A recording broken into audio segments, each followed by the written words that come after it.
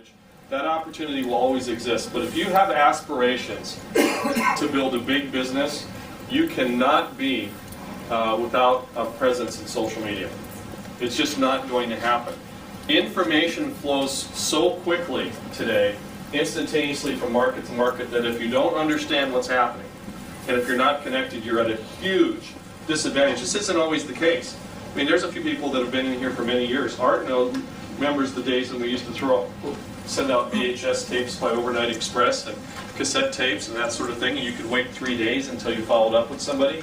It's really interesting, some of the things that occur today in meetings. I know that when we do opportunity or business presentations, and we have especially someone that's under age 30, you know, it used to be the case where we would present information with a PowerPoint, we'd stand up here and all this information would flow out in the audience, and you could, for the most part, take some time and talk to the prospect, and you can maybe follow up with them in a couple days. But we find today that the younger generation has already Googled everything that they need to know. So that's the very first thing today that we do, is that you have to be connected on Facebook, and you want to go to and create a Facebook profile. Today, we're not going to talk about some of the other networks that are out there, the Twitter or the LinkedIn. LinkedIn is a professionals network, social network. People post resumes, and there are more people that are looking. It's a great environment to look for professional people and prospects for your business. But you have to have a very strong background and a very impressive profile that's filled out in order to impress somebody else that's on LinkedIn, because they look at. Here's another interesting key about social networking you as a distributor. Have you ever Googled yourself? Yeah. Have you ever put your name in Google? Yeah. You have? Yes. What'd you come up with? Lots of stuff? Was it all bad? No. I know you did 30 years hard time. And so that came up, Donna. What would you come up with?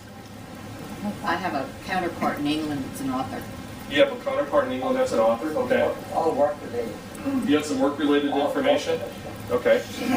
For the most part, another frightening aspect of this business, if you're actively recruiting and building a business, if you don't have a presence when you your name, if you're not present, you don't exist. You do not exist. The first thing someone's going to do when you're prospecting them to join your team is they're going to Google you, and then they're going to Google Nuskin. Nuskin, we're safe because if you Google Nuskin, there's an overwhelming amount of positive information.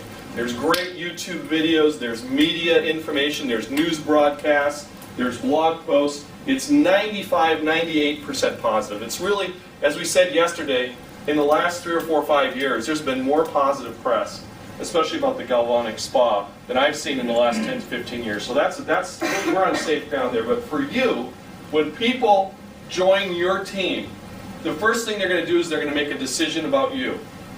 And they do that by not asking you questions. They do that by pulling out their phone and going onto Facebook and reading your profile. So